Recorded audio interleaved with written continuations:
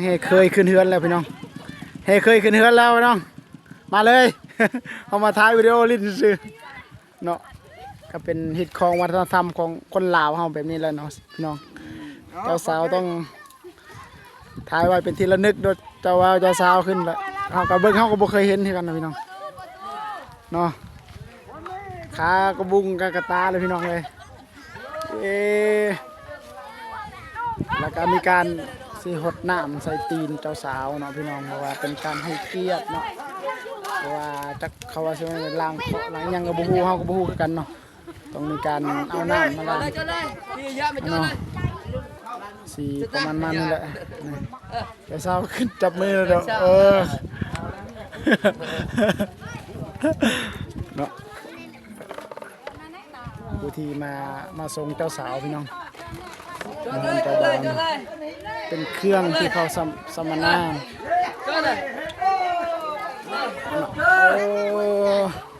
ไม่ใช่เลยบ้านเดินต่อกันเลย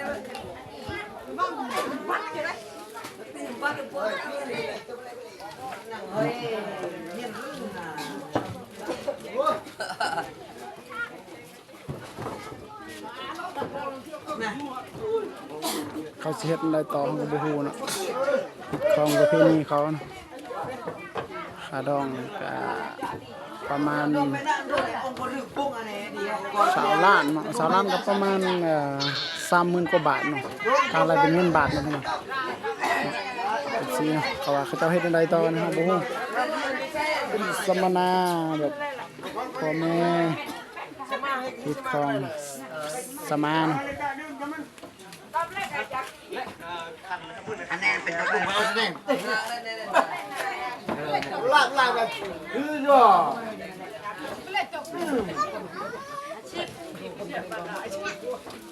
ธรรมนานี่พี่น้องแต่ว่าอยู่เฮือนเจ้าสาวขอโทษหลายๆเนาะ FC ได้ทั้งหลายเฮาบ่ได้ถ่ายอีพุ่นวันนี้เฮาก็ถ่ายแล้วก็สิจบเพียงเท่านี้เนาะให้การสัมมนาให้ผู้สาวก็ต้องปิดหน้าเนาะผู้สาว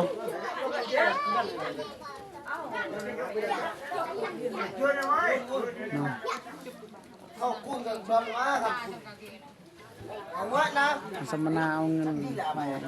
เขาใส่เฮาก็บ่ฮู้เจ้าสาวครั้งแรกเฮาก็มางานบ้านนี่ก็ครั้งแรกพี่น้องรู้สึกว่าตื่นเต้นเฮาก็บ่เคยเห็นเนาะเจ้าสาวฮอดเฮือนเจ้าบ่าวแล้วเนาะบ้านเดียวกันเขาแต่งงานบ้านเดียวกันพี่น้องเงิน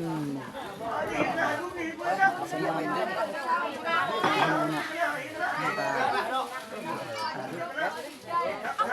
คนนี้แล้วพี่น้องมาก็โอ้ยเด็กหน่อยโอ้สาวอายเนาะเขากล้องอาย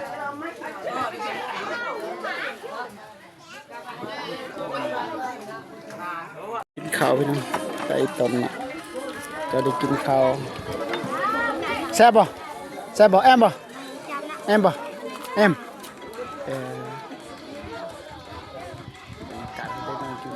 กินให้เบิ่งดูกินให้เบิ่งดูกิน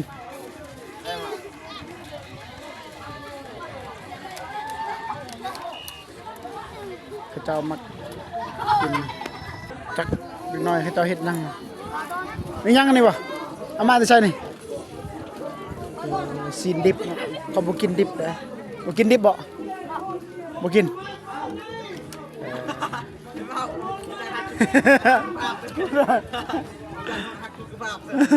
รักษาสุขภาพด้วยเนาะ